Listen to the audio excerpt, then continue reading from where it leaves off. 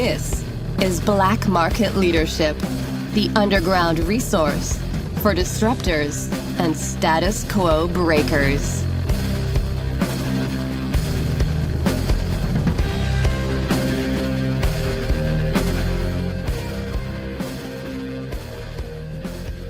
Okay, welcome to this session of Black Market Leadership. I'm Kevin Black.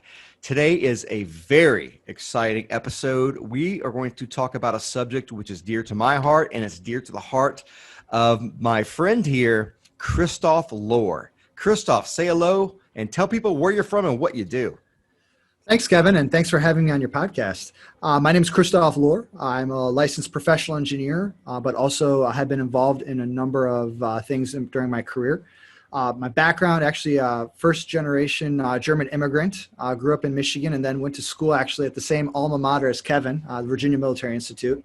Graduated in 2008 and then dove right into engineering. Like I said, I ended up getting my PE and have really made this shift to focusing on water systems, but really trying to take a holistic look, almost a strategic look at water systems.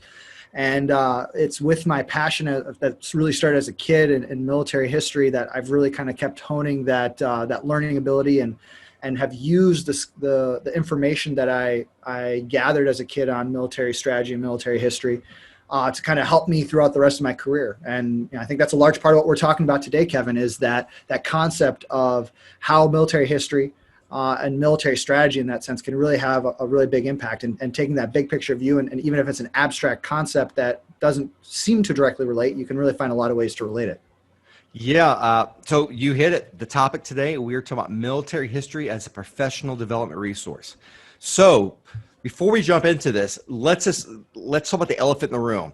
I love military history, hence my painting of Scipio Africanus behind me. And Christoph Lohr loves military history, hence the bookshelf behind him, which has mountains and mountains and volumes of military history books, battles, leaders. So we love this subject. And I have found, I know, and again, you just heard Christoph, I love military history, and we're very biased to it, but I think it is a fantastic resource to use as a professional. And my job, or our job today, is to convince you to use military history as a resource for professional development. So I would say, I told Christoph prior to this that our job is to not show our bias, but to really show that what's the value, what are the advantages of using military history in your professional career, either as a leader, as a manager, and developing strategy. What are the real values? And I've also asked Christoph, what are the traps? There are some traps in using military history, and if you use it, how to use it and how not to use it. So saying that, what do you think? Are we good to go, Christoph? Are you ready to launch into this? Yeah, definitely. I guess, do you want us maybe start with some of the limitations and then we can kind of move into some of the values and advantages? Because I think to me, that's where it really starts, is realizing what the limit of military history is when it comes to applying it to your life or to business. Yeah. So on my count, the first thing that I can think of is the obvious. It's ostensibly right in front of your face. What the hell do SEAL teams killing people, tanks, armies marching across lands, burning them down, destroying things? What the hell does that have to do with business? So the trick is here. When you read military history, you have to be able to see through the perceptual differences. Yes, they're armies. Yes, there are people, but you have to be able to see the common denominators of leadership, of management, of people acting under stress. That's the big challenge here. And what happens is, at least in my experience, in my career, when I say military history, people obviously think what? It's the battles. It has nothing to do with business, right? Well, that's true. Military, warfare is a zero-sum game, and that's not the true of business at all. So that's one thing you have to be very conscious of, that it's two different fields. But I think there's so many commonalities that we can take out of that. What do you think? I would totally agree, Kevin. And I think that, the zero-sum game is a really important differentiator. I mean, you can't go out necessarily and whether it's by the rule of law or even just good ethics. You can't go out there and straight up do espionage or any of that other stuff that you would on a competitor that you would do in an actual, military conflict. But it is important to note that there's a lot of misunderstandings that come from the military and military thought as a result of strategy and that whole history that encompasses it.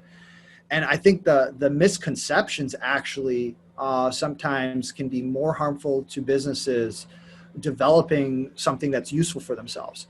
One that comes to mind for me is, I remember working and talking to a former boss of mine, and I was talking about this concept of military thought and how it applies to the business stuff that we're trying to do. And he kind of looked at me and he said, well, the Army, the way that the Army's organized is a very top-down hierarchical, and all the decisions are made at the top. And I remember, Kevin, I think you and I had that conversation like a year or two ago, and because it kind of popped up again, and we, you brought up this excellent point that since the 1940s, 1930s, a lot of that top-down, hierarchical thought, especially after the end of World War I, has really ended. I mean, most militaries now have really driven the decision-making down to much lower levels.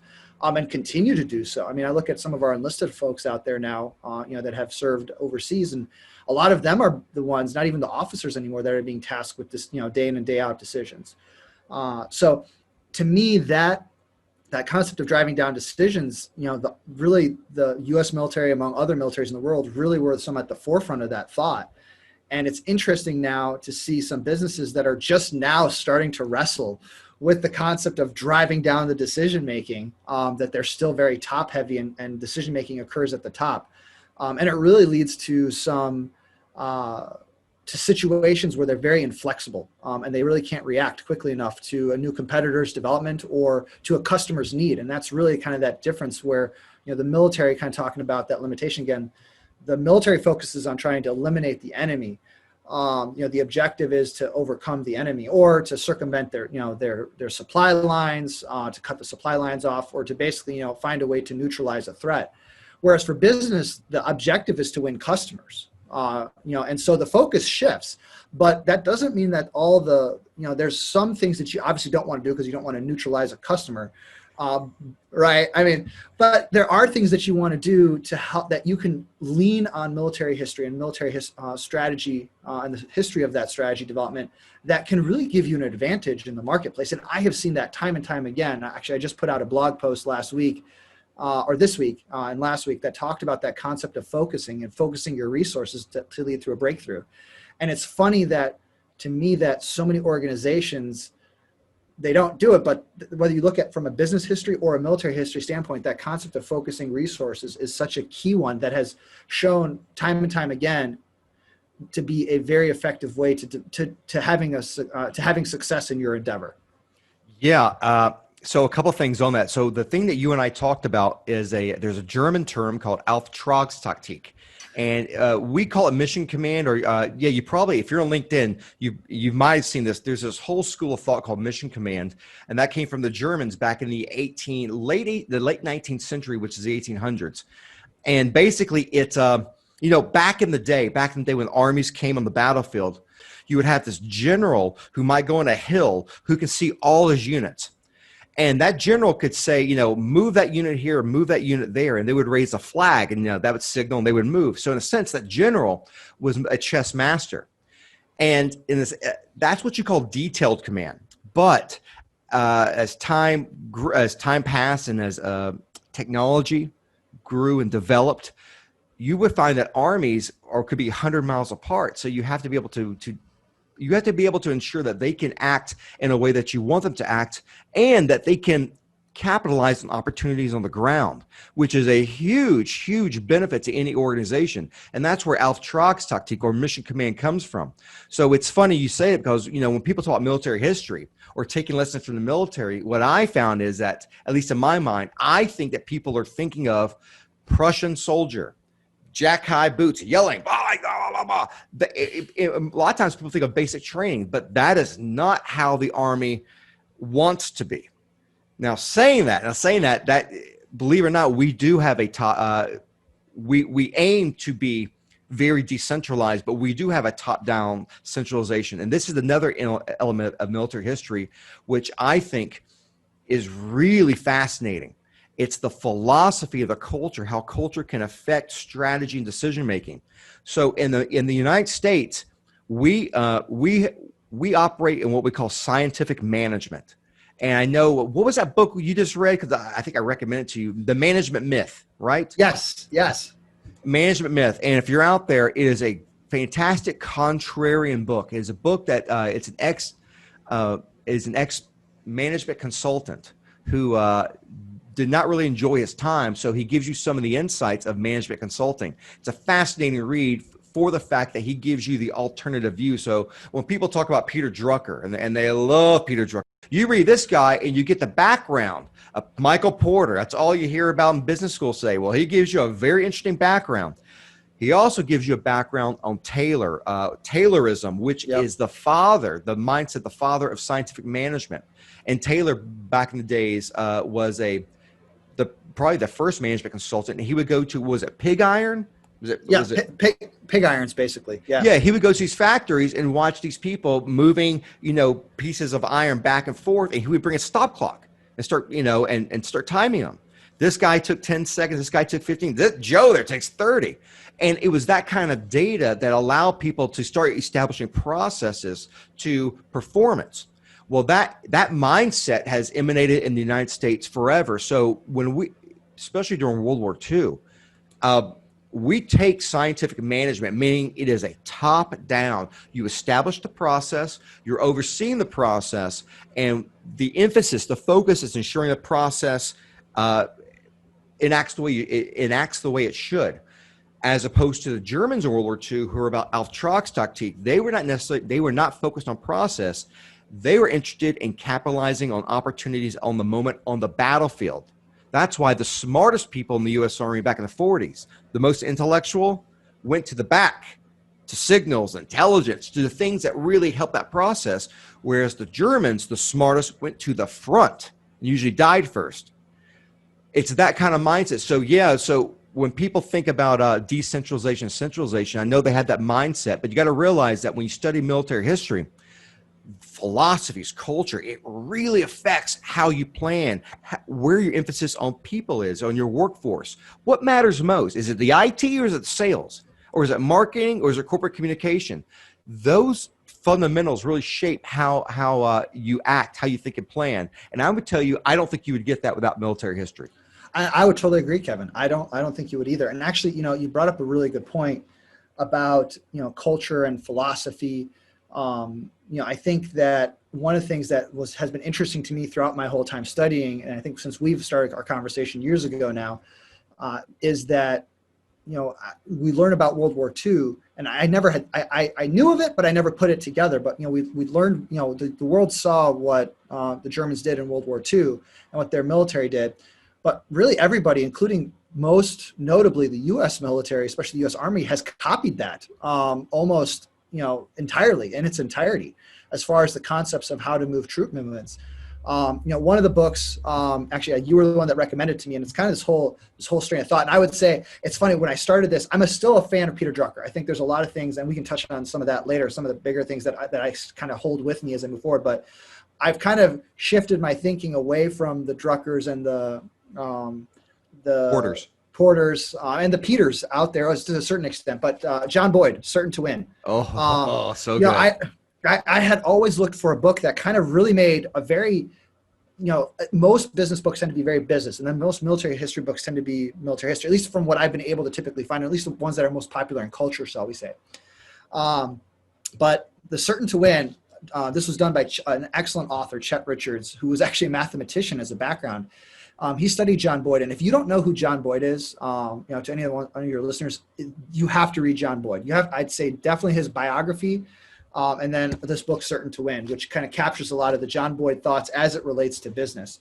But Mr. Richards here did an excellent job of linking that military history thought to business, and he talks about that entire World War II German operations strategy to some degree. And there's some arguments we should definitely touch base on later about what actually constitutes strategy, because I think, you've brought some good points on this. The German quote strategy in World War II was probably more of an operations, and their operations were very successful.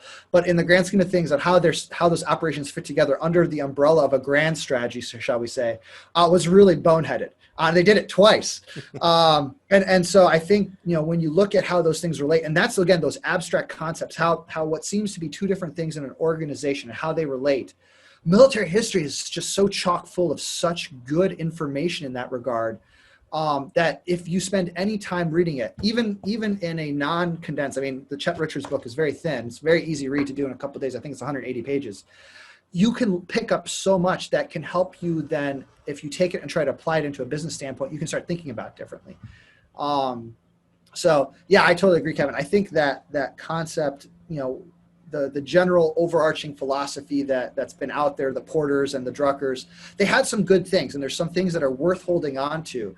But as John Boyd said, even his stuff, he's like, if you take my stuff as gospel, you're doing it wrong, because you have to constantly be evolving. And I think now the next set of authors that I've been exposed to, thanks to you, Kevin, the Henry Mintzbergs and others, kind of fall in that line. And it's, you got to evolve your thought process as you're going through this. And that's actually, one of those lessons you can learn from military history, is evolving your thought process, not being stuck in the mud, and being open to learning. And that concept, I think, in Henry Mintzberg's book, Strategy Safari, about learning, the learning concept, the learning strategy, rather than positional or entrepreneurial strategy, right? That learning strategy, it really speaks to me as somebody that really is a lifelong learner. I think strategy is fluid. You have to have some things you're grounded in, some concepts you're grounded in, creating a system that provides some direction, if you will. But just to kind of float through everything and not set something as bad, but to have something so dogmatic that much of the current state of strategic planning out there, what it is, there's definitely a lot of room for growth. And that's where I think, John Boyd is a great starting point for anybody that's trying to connect military history thought to business thought and how that's done. And I would say John Boyd's autobiography, and then Mr. Richards' book, Certain to Win, that talks about John Boydism, as it were, are the two great places to start to kind of help connect those dots. Yeah, Chet Richards is a protege of John Boyd, and that book, when I read that book, I was blown away. You said 180 pages. First of all, I'm amazed. It's such a relief. It's so not just a relief, but I am so impressed that there are certain authors out there that can take such condensed ideas and pack them to such a small package, and it's readable. Oh Lord, that book is a gem. And for the audience out there, I want you to understand that there are certain books out there that are absolute gems, and that is one of them. And you mentioned John Boyd. Go on LinkedIn, and let me tell you this: John Boyd is growing in popularity. I mean, he's been popular, but I think he's growing more in popularity. Just go on LinkedIn and follow the agile leadership, the agile systems. There are people out there who not only will champion his name, but probably yell at you if you don't know it. So they're very intense about John Boyd, and it's great work. So that's one. Yeah. Well, and the agile folks, I agree. It's interesting. My background, having been in construction, and having been on the engineering side, I've seen a very big shift in the construction industry to going to integrated process delivery. So it's this kind of like more quick delivery method that you get all the players of the various components, companies that are involved in the design and construction of a new building, or typically a new building. And it's become very, very popular, especially in the West Coast here, for that delivery side. And so there's a lot of concepts of agile that are pulled into that. But it's interesting, there's this quote by John Boyd that talks about people, ideas, hardware, in that order. And my sense is that some of the concepts that the integrated process delivery has when it comes to that doesn't follow that. They're all about trying to reduce budget and reduce cost by having all the people in the same room, with no mindset of if the people can necessarily interact well with each other. and sometimes it's just kind of a hodgepodge of things that are thrown together. And that's where I think your comment about culture and philosophy, but also behaviors, right? Behaviors are a part of culture. If organizations are going to do these kind of strategic alliances to make these things happen, taking a further step into identifying the behaviors of folks, and really understanding who's in that room and who's working together. It's such a key part. And, I've heard some success stories with some of those various agile things, but I think sometimes they forget that people component really needs to come first. They're more about the idea or the hardware, right? Getting everybody with the right computers and kind of letting them have the conversations. But if you don't set the stage and you have that good leadership up at the top, and not to say it's got to be top down, but if you don't have the proper leadership, and that includes the people who are in the room that are technically followers being good leaders themselves and setting the right tone, that can break down. And all of a sudden you've lost any kind of agile or any advantage that agile has, because you're not doing it right. You're not following that component of really putting the people first in that organization, like Toyota did. Yeah. So the question is, I think for the viewers, I agree with you, guys, especially the people element. And guess what? What philosophy on the ground is really about the people? It's auftragstaktik, it's mission command. And that's where you get these lessons. How do you get the ability to analyze where you're at, what condition are you in, what condition or situation are you in? How do you measure it? You read military history, because military history will give you some fantastic examples, and not just content, but it'll give you the methodology of how to measure it. Where is the emphasis? Is the emphasis on process, as it was in the Americans? For instance, take the stat. Back in World War II, 1 out of 10 soldiers were actual trigger pullers. 1 out of 10. So that means if in the European theater of operations, I think there's roughly 3 million soldiers. Now, when you hear 3 million soldiers, you're thinking 3 million gun shooting. No, 300,000 were actually in combat.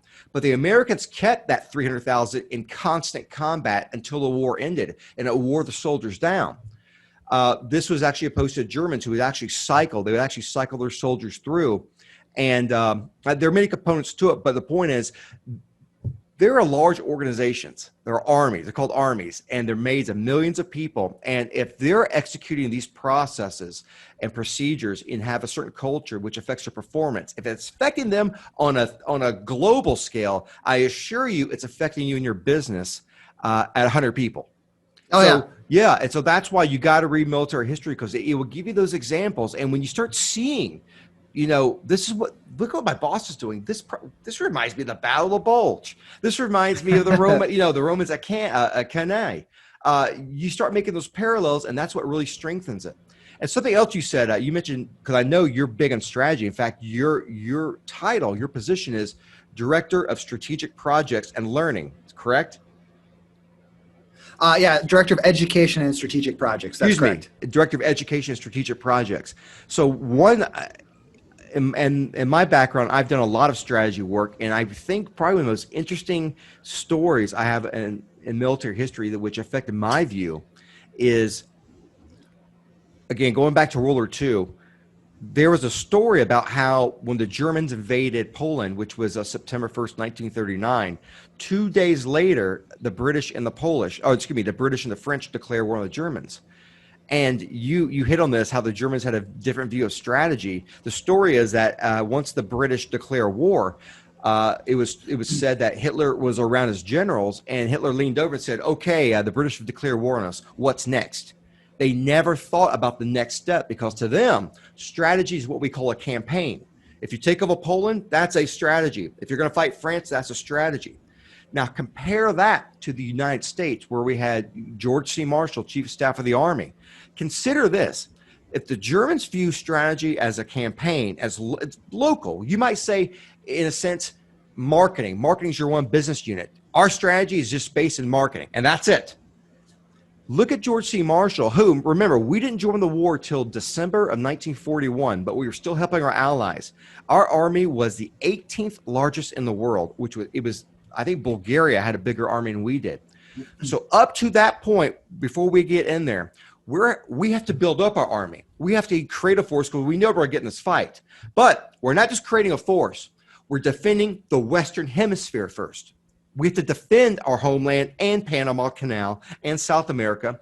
Then, by the way, people, you have the Eastern Theater, and we have the Atlantic Theater, and then you have the Pacific Theater. Because guess what? The Japanese are showing aggression to us. And by the way, people, not only do we have to look at these two potential theaters to fight, we have to give aid and material that we need to develop our army. We have to give to Britain. What happens in June of 41? The Germans invade Russia. We ally with the Soviets. Guess who's giving them aid? Oh, and by the way, Christoph, guess what's happening in China? The Japanese half their army is decimating China. We have to give aid to China, and we have to develop this huge American army. So when we talk about strategy in the American sense, it is grand strategy, it's global. But the Germans didn't have that. No, they didn't. And that's really the big mistake that the Germans did, thankfully, in both World War I and World War II, was that they definitely World War II was they did not have that concept of grand strategy. When you look at what the U.S. was doing, and that's the part that really struck me, and having been a VMI grad, George Marshall, VMI class of 1901, he was able to orchestrate and see how the various components all related, right? And whereas the Germans, they just kind of did these individual operations. And that's actually where, it's funny, you take that, right? And take that mindset and understanding that difference. And I realized that several years ago that the Germans messed that up during World War II especially. But it's funny because you can see it happening actually in World War I as well, right? The blog post I just put out there where, we can talk about the Schlieffen Plan a little bit later, but it's this concept of what somebody calls what's really an operation or an operation really is being called a strategy. And the one that comes to mind that parallels what the Germans did so well is when people call marketing strategy. And you see marketing people that are leading the entire strategy side to an organization. To me, when I see that, I have some grave concerns because their focus is on winning the work, on getting stuff in. But you've missed this entire other half, which is doing the work. And if those two are not aligned, it's a mess. And I've seen that happen. I've seen that happen in my own career where an organization will focus so much on trying to get the work and get the projects in, and they're not focused on who they actually have to do the projects and the risk to the organization in terms of actually doing the work correctly, in terms of not burning their staff out, losing their staff to their competitors. It is so related, and really that's where that has to be. It has to be somebody that, especially if you're going to lead that, you have to be able to synthesize those two things together. Because if they're two separate things, you're gonna fall into this trap. And that's where I tend to actually shy away from even saying the word marketing strategy. It's a marketing operation. Or if it is marketing strategy, then what's the grand strategy that's encompassing your marketing strategy and your operation strategy that's making sure they're both pulling in the same direction? It's your revenue strategy because marketing is a part of that, sales, corporate communications. It's a bigger picture. And that goes exactly what we just talked about because Marshall saw the conflict globally. All the different pieces go together. So it's not the American Army strategy or just the American strategy. It's the allied strategy. Yep. To be able to connect that. So yeah, it's not you might have a marketing strategy, but that marketing strategy has to fall under a bigger umbrella with your other sister branches or components, or I should say business units, which all support you in that endeavor. Well, and I was going to say, and one more thing on that, I had mentioned the Schlieffen Plan, that's from World War I, which really was kind of the Germans used the exact same plan in World War II in many senses. It was interesting to me, and that's my blog post up on LinkedIn that talked about the historical context of focus strategy. Really, to me, that's kind of my sort of make it my theory of strategy is you got to pick something. You got to focus your resources instead of diversifying. You're saying, okay, this is the thing that we want to focus on. to go through. Now, there's two different schools of thought. You either make the determination early up front, which is maybe more positional, or you use a learning strategy to kind of help naturally find that breakthrough point. But once you find that breakthrough point, the point of that focus strategy is you put everything behind that. Once you figure out that that's the point you can get a lot of work, you let the other things fall by the wayside as much as you can, and you're consolidating your best and strongest resources on that point of breakthrough. And that's really the von Schlieffen plan in World War I, was that idea of it was an academic exercise, which ended up being used as real strategy. But the interesting part is, if it would have been followed to a T, many historians argue that his plan would have worked. Having 90% of the forces on the right wing going through Belgium and Holland, and then only having 10% of the forces on the French border. Well, von Moltke the Younger, who came in and right before World War I, changed the plan, and not only did he divert troops from that 90% onto that French border, but he also then further diverted troops over to the Russian front. So he totally watered it down and lost his resources. And that's another example of where not having the resources to make the breakthrough is can be a big key miss. Yeah. So let's just go back a little bit for the listener. We see the Schlieffen plan. The Schlieffen plan was developed in the late 1800s, and that was after the Franco-Prussian War. And basically, it was Germany's attempt that if a war broke out, how can you take over France? How can you beat France? So remember, not back in those days, even today, Germany is basically a landlocked country. It is surrounded by its enemies, and the biggest fear was a two-front war. So how could you knock out the neighbor next to you, your biggest threat, France? The idea was to compact roughly 90% of your forces on the coast and to swing into France to take over Paris. If you did that, you're concentrating, you're focusing. And what you say is, prior to World War I, Moltke the Younger, Moltke the elder son, came in, and a part of this plan, though, it made his stomach turn, because a part of the plan was, look, if you have 1 million soldiers and I have 1 million soldiers, they're going to fight each other somehow. The Schlieffen plan required that we know the French are going to attack. You can't really stop them. So let them attack into Germany a little bit. Let them bring them in, and the further they come in, you go around and go behind them and cut them off. Well, Moltke the Younger goes, I don't think I want the French coming into our land. So they start diluting that 90%, and they start taking those divisions into the center. So ultimately, you had like a 60 to 40, I think 60 to 40 ratio. And instead of going out to do what they did best in terms of focusing, they diluted it, and they lost both worlds. They lost the defense, and well, that's not true. They stopped them temporarily, but they couldn't achieve their objective. And they lost all that manpower and resources because they diluted their focus. Well, and to take it one step, one component that I want to make sure to add is the reasons that von Schlieffen had that plan of attack to focus 100% of the German armies on the Western Front was because they knew that France and Russia were allied.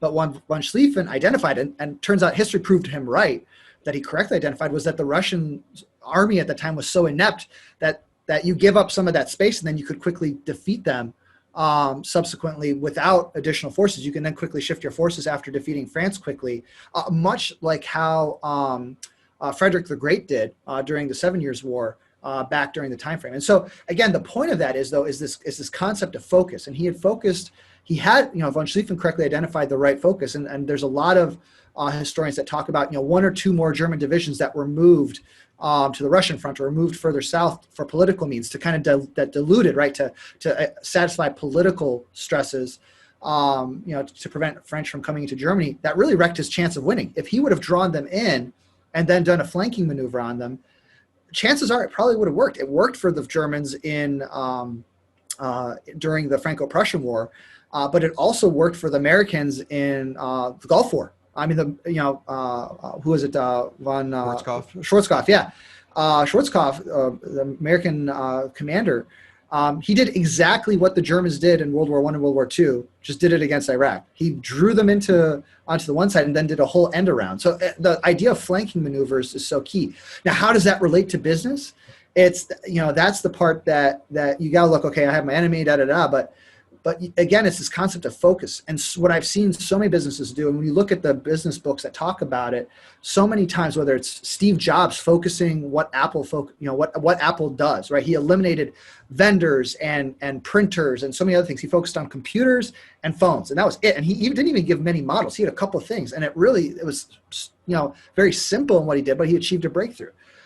You can look at other examples such as Lexus and who they targeted when they came into the US. They had a very specific focus. Now, there was some experimentation and they were willing to be flexible. Even Honda, when they came into the US with their motorcycles, they had a focus of who they were going to go to. They realized they were getting a lot of problems, and that there was another thing that, it was the story of Honda is so interesting because, they came in thinking they were going to sell big motorcycles to compete with Harley. And everybody liked the smaller motorcycles. I think it was the 150 or the 50cc motorcycles that they had. And so they started selling that. And then they got 63% of the market share, when previously the British companies had at best 46% of the market share from imported motorcycles. So the Japanese, this idea of, I think it's Kaizen, but also the Schwerpunkt that Chet Richards talks about in his book. It's you're flexible in your approach. You realize you have a sort of general direction you want to go. You find the path of least resistance, and then you just divert everything towards that path of least resistance, and you go. And the Germans, unfortunately, didn't do that, or should say, to their detriment in World War I, they didn't do that, and that ultimately led to their demise. Now, there's even a bigger picture strategic issue that they had in World War I that probably we should talk about too. But that concept of focusing your resources and then finding the breakthrough point and putting your resources there once you find it. So having some flexibility, but having a general direction. That's one that I've just seen time and time again on the historical context, and seeing it applied to the business context. It starts making me ask these questions, and the questions now that I've kind of started asking myself is, where's this wrong consensus going? Rather than making a hard but correct choice. Where do I water down my own time? Where do I dilute my own time and resources instead of trying to focus on a breakthrough? And then same goes for an organization. A lot of times organizations talk about diversifying their resources and trying to hit multiple things at the same time, or having a diverse portfolio, let's say, of products. I think it's actually backwards. It's exactly backwards. The more times that companies diversify, the weaker they become because they're not really doing anything right. And that kind of goes back to some of the Peter Drucker quotes about, in a knowledge-based economy, an activity that an organization does only intermittently guarantees incompetence. And that quote has always stuck with me because it kind of solidifies around that context of focusing, being concentrated in your efforts, and really trying to find that breakthrough. I've kind of shifted from being more positional, school of thought on that, to being more flexible and trying to learn where that thought is. But I think that's a key point that a lot of organizations are missing. They're not figuring out what that breakthrough point is. And then even when they do, they don't consolidate their resources behind it. They're still trying to do everything at once. And history, from a military history standpoint, is such a great teacher on that topic. Thanks for listening to the show. If you enjoyed what you heard, please subscribe to iTunes and leave a review. It's very much appreciated. Additionally, you can head over to my website, kevinblack.co. That's kevinblack.co to learn more. See you next week.